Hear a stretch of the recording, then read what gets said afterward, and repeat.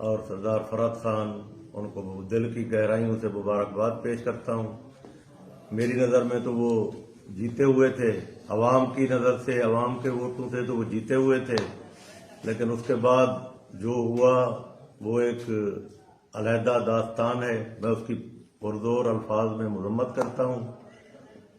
57,000 کی لیڈ سے جیتے ہوئے بندے کو بھی ہرا دیا گیا، 15-16 ہزار کی لیڈ سے جیتے ہوئے آدمی کو بھی ہرا دیا گیا، جو کہ عوام کے مینڈیٹ کی توہین ہے، اور میں اس کی شدید الفاظ میں مذمت کرتا ہوں، اور میں ان کو مبارکباد پیش کرتا ہوں۔ عوام نے ان کو مینڈیٹ دیا، میں ان کو دل کی عطا گہرائیوں سے مبارکباد پیش کرتا ہوں۔